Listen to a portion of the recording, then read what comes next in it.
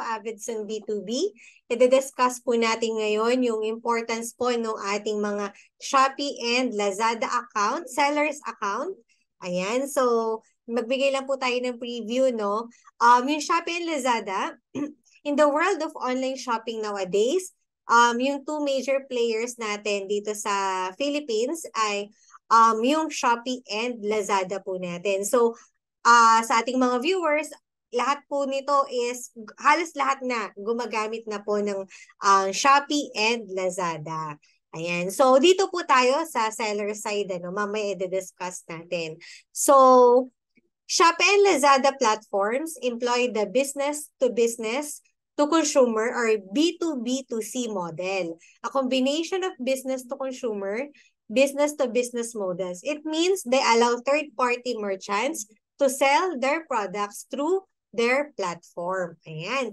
So, yan, 2015, nag-launch po si Shopee, then si Lazada is 2012 pa. Nauna po si Lazada. So, ang active users ni Shopee ngayon is 90 million, while Lazada is 160 million. So, ang dami palang active users ngayon ng mga selling platforms natin. Kaya maganda to na gamitin natin sa ating mga, kung tayo may business, pwede natin itong maging platform para ma-promote at magamit natin sa ating mga negosyo.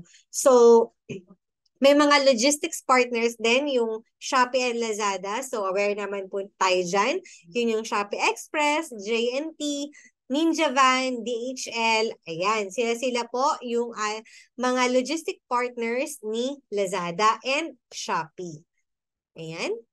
So, monthly visit ranking as of year 2022, as of the second quarter of 2022, Shopee was the most popular B2C e-commerce site in the Philippines with around 72 million monthly web visitors. So, ganun kalawak si Shopee.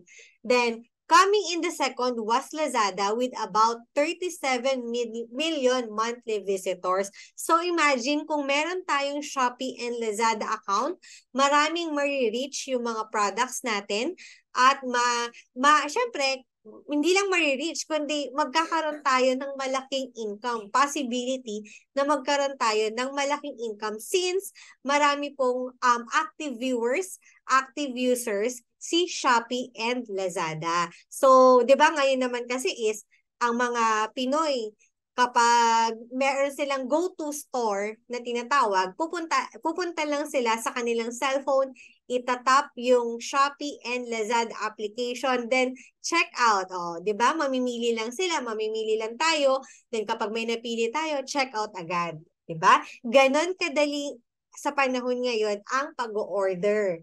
Yan. Next, order and delivery process. Lazada and Shopee, yan. Lazada also has an in-house logistics system, which is, meron din silang mga ibang other pa na logistics. So, meron Lazada Express, yun yung in-house nila. Then, yung ka-partner nila na logistics is the JNT and the Ninja Van. And kung Flash, parang meron din silang Flash. Ayan. So, meanwhile, Shopee lets their sellers choose their preferred logistic partners, providing you with a cheaper delivery options, but with a slightly longer delivery duration. Ayan. So, si Shopee, marami din siyang kapartner na logistics, which is pwedeng mag-choose, pwedeng select si seller kung ano yung prefer niya dun sa area niya na pwedeng mag-pick up sa kanya nung items niya. Pwedeng Ninja Van, pwedeng JNT, pwedeng Shopee Express.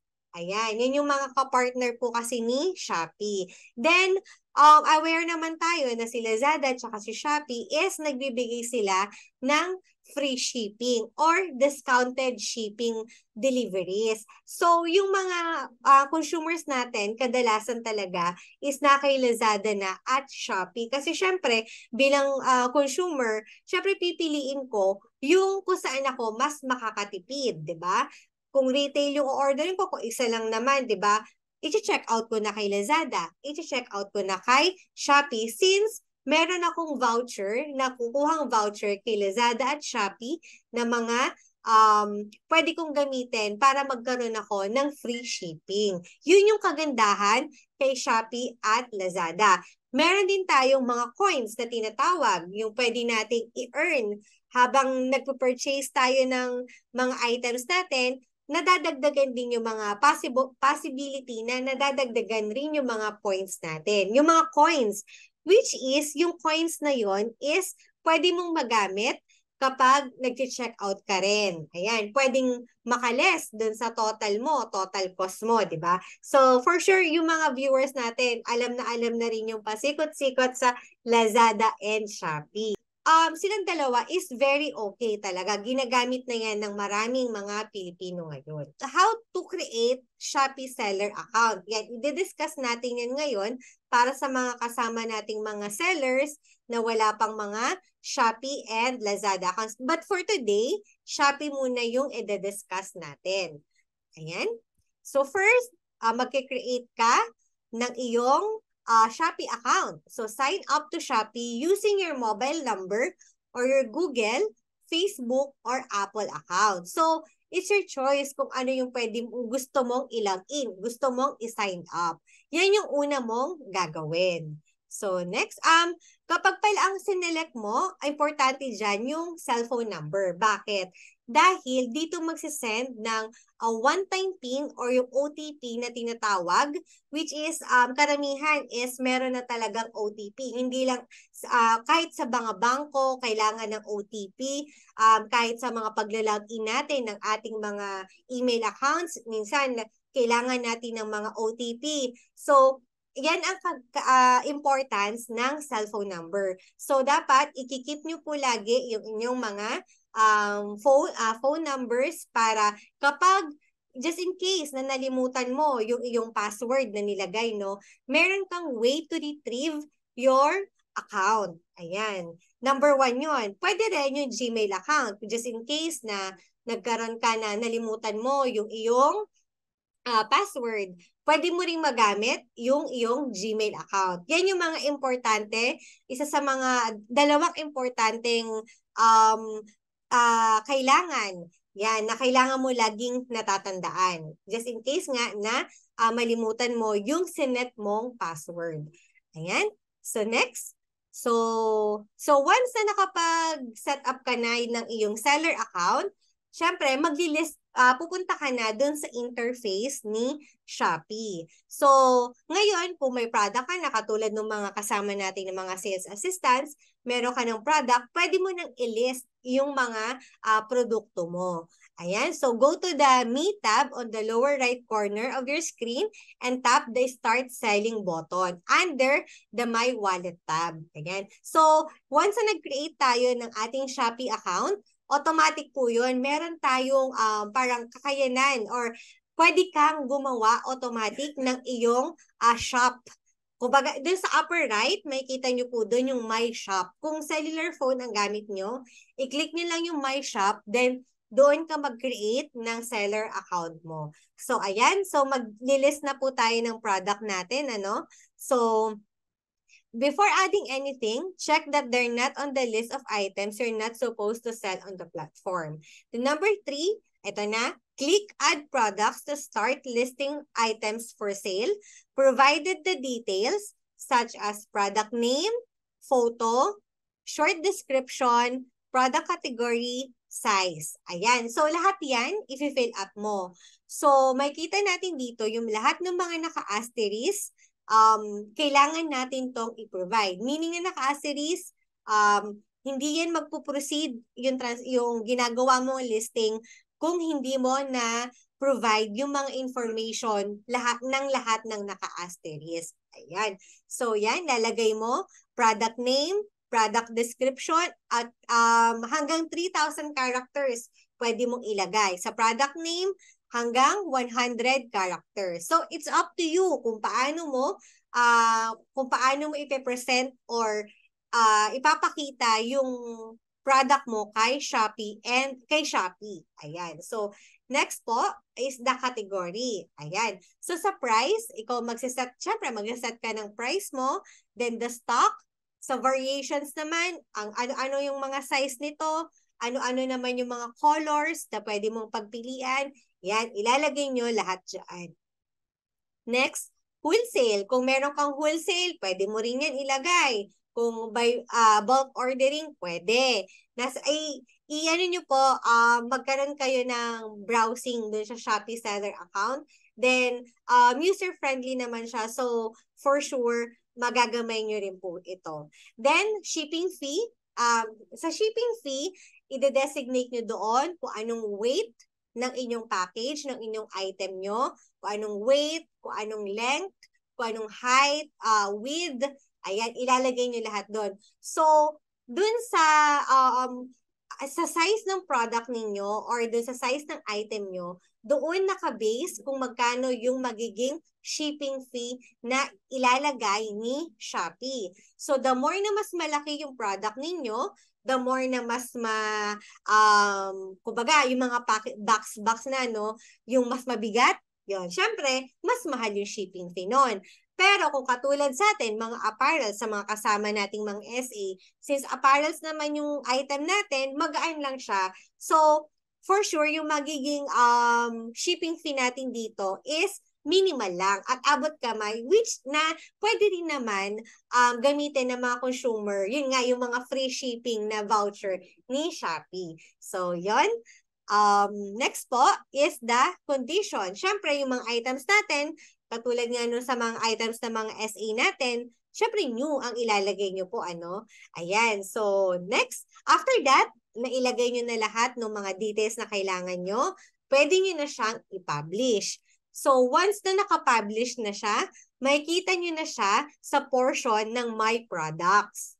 Yan. So, ganun lang, no? I-list nyo lahat ng mga items ninyo, i-list nyo lahat ng mga available models ninyo, then, makikita yan ng mga viewers. Then, meron ding option dun sa Shopee na sa seller's account, makikita nyo dun sa baba ng pinaka-item ninyo kung ilan na ba yung nag-view. Kumbaga, ilan yung nag-visit na customer. O parang kumbaga, makikita nyo dun, you have 5 viewers. So meaning, may 5 account na parang interested siya dun sa produkto mo. So yun yung kagandahan kay Shopee dahil nakikita mo yung galaw niya. Kung ilan yung nag-view, kung ilan yung nagkaka-interest, yan, nakita mo yan dyan. So next is the set up your profile, access seller assistant, and go to shop profile. So, ilalagay mo dyan, syempre, yung name ng shop mo. Make sure that you follow the Shopee's naming policy. Keep in mind that you can only change this once every 30 days. Ayan. So, hindi ka pala pwedeng magkapalit-palit ng iyong Shopee name. So, maganda, start pa lang, na-build mo na yung name mo para yun na yung tatatak sa mga customer mo. Kumbaga, parang gusto ko ng kids dress. So, ikaw agad, yung store mo agad, since yun na yung nabilang ko nung una, kumbaga, yun na yung hahanapin ko. What if nagpalit ka? 'Di ba? So, pag hinanap ko yung store mo, then wala ka, okay, isipin ko, close na yung ano mo, yung store mo. Kaya dapat kung ano yung sinet up mong pangalan, yun na yun para magkaroon ng kumbaga mark sa mga consumers mo. Ayan. So add a short description, what you sell, where you'll be shipping from, when you're usually online. So yung short description dito, ilalagay mo doon. Halimbawa, so kids apparel, 'di ba? So ilagay mo I sell kids apparel from Vietnam, direct from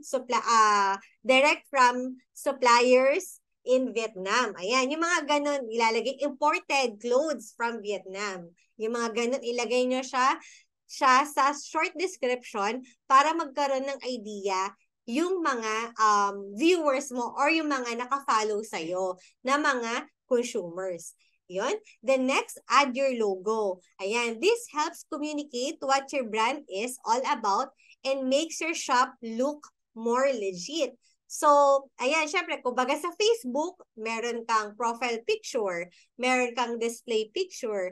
So, kay Shopee, meron ka ding ilalagay na display picture para magkaroon nga ng idea yung mga viewers mo, yung mga followers mo, yung mga possible na customers mo. Ayan.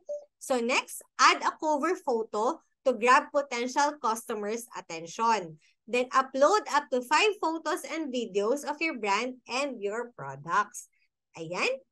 So, yan. Dito rin, dun, di ba, nailagay na natin yung mga shop name, short description. Isa may income, kailangan nyo rin pong mag-set doon ng inyong bank account, ililink nyo. Then para once na nagkaroon kayo ng income, maita-transfer nyo yung income nyo doon sa preferred bank ninyo. Ayan. So kanina, meron kaming na-search na pwede rin ng through ShopPay. Kung meron kayong ShopPay, pwede nyo i-link dito kay seller's account ninyo. Then from ShopPay, ita-transfer mo ngayon dun sa designated na account mo. Kung GCash, pwede. Kasi parang si ShopPay is just like a bank na rin siya na pwede kang mag-transfer ng mga funds. Ayan. So kung wala kang bank account, pwede mong maging option is yung ShopPay. Just make sure na i-on mo lang si ShopPay para magamit mo features niya. Ayan. Magkaiba po si ShopPay tsaka si Shopee Later. Si Shopee Later is para naman yun sa mga consumers. Ayan. So, syempre, dun tayo sa seller side. And number 4, add your shipping details. So, go to shipping and select your preferred shipping partners. Then, you can customize this per product. Then, click on pick up address and choose add a new address. Ayan.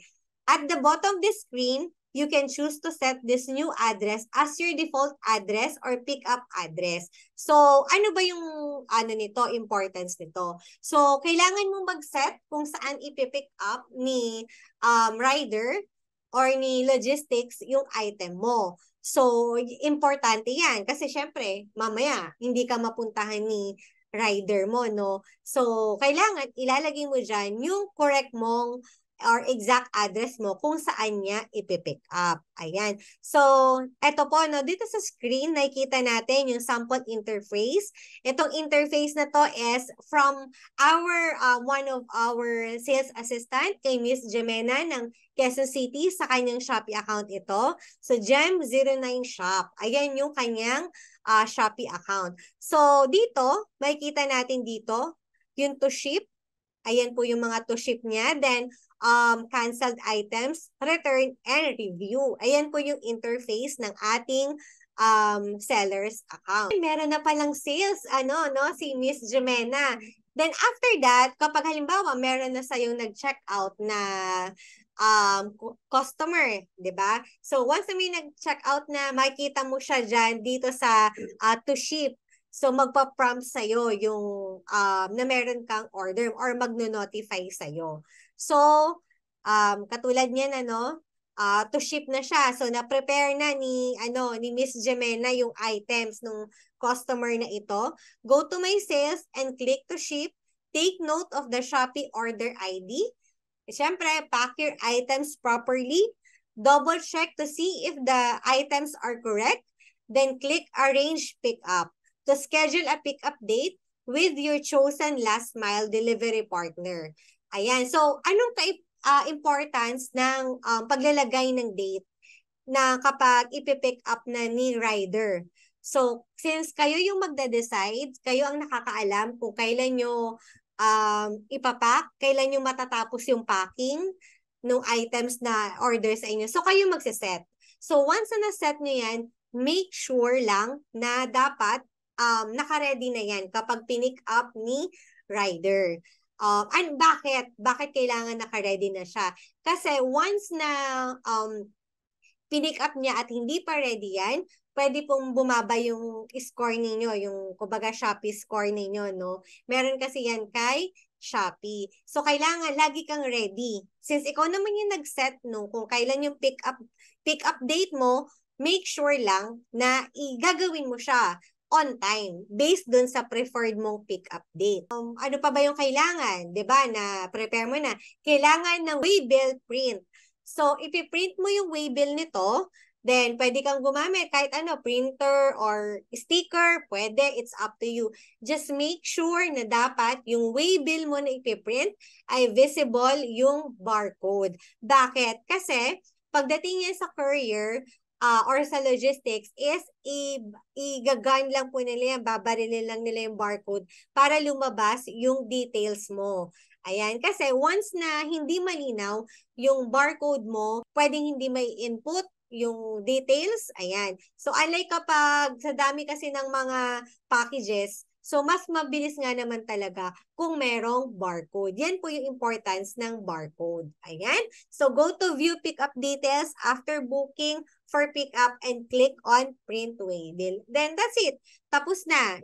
Aantayin mo na lang na i-pick up nung rider yung item mo. Yan. Ganun lang siya. Then, what else? So, aantayin mo na makomplete yung order mo, maipadala ni logistics, kapartner, yung item sa consumer. So, once na na-receive na ni customer mo yung item mo, automatic. Once na clinic niya yung order receive, automatic po yun. Mapupunta na siya dun sa income mo. Yung pinagbentahan mo, yon mapupunta na siya doon. Di ba? Ganun lang po siya. Ganun lang si Shopee. Then, syempre, kailangan magkaroon tayo ng ano no, makikita rin pala sa Shopee yung mga reviews. Magre-review dyan yung mga customers natin. So, kailangan maganda, maayos yung ating mga packaging, yung ating communication with the customer, kailangan maayos. Siyempre, seller tayo, kailangan maayos yung ating customer service. Kailangan ma-provide natin yung service na hinihingi or yung ine-expect na maganda ng ating mga customers para babalik sila sa'yo, di ba? Ganun naman yun eh. Once satisfied si customer, syempre, babalikan ko or babalikan yan yung shop mo, di ba? So, yun lang po sa ating Shopee account or seller's account discussions.